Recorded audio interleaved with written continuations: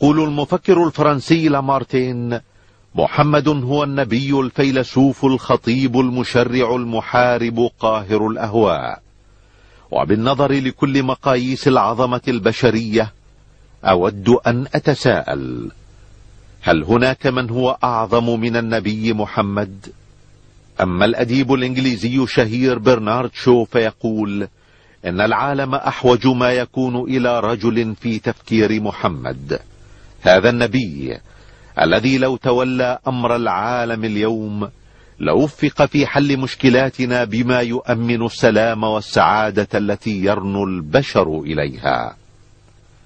أما مايكل هارت فيقول إن اختياري محمدا ليكون الأول في أهم وأعظم رجال التاريخ قد يدهش القراء، لكنه الرجل الوحيد في التاريخ كله الذي نجح أعلى نجاح على المستويين الديني والدنيوي.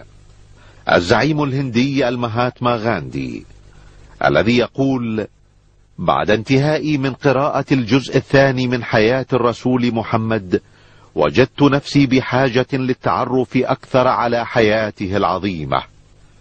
إنه يملك بلا منازع قلوب ملايين البشر.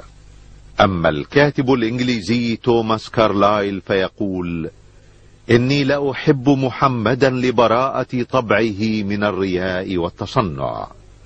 إنه يخاطب بقوله الحر المبين قياصرة الروم وأكاسرة العجم، يرشدهم إلى ما يجب عليهم لهذه الحياة الدنيا والحياة الآخرة. أما الأديب البريطاني جورج ويلز فيرى في محمد صلى الله عليه وسلم أعظم من أقام دولة للعدل والتسامح. أما الباحث الإنجليزي لايتنر فيقول: إني لأجهر برجائي بمجيء اليوم الذي يحترم فيه النصارى المسيح عليه السلام احتراما عظيما باحترامهم محمدا. ولا ريب في أن المسيحي المعترف برسالة محمد صلى الله عليه وسلم وبالحق الذي جاء به هو المسيحي الصادق.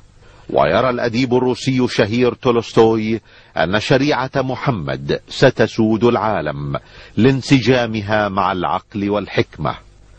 ويقول المستشرق ميشون إن الإسلام الذي أمر بالجهاد قد تسامح مع أتباع الأديان الأخرى، وبفضل تعاليم محمد لم يمس عمر بن الخطاب المسيحيين بسوء حين فتح القدس.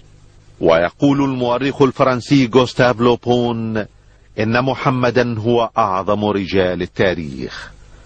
أما مؤلف موسوعة قصة الحضارة ويل ديورانت فيقول: إذا ما حكمنا على العظمة بما كان للعظيم من أثر في الناس قلنا إن محمدا هو أعظم عظماء التاريخ.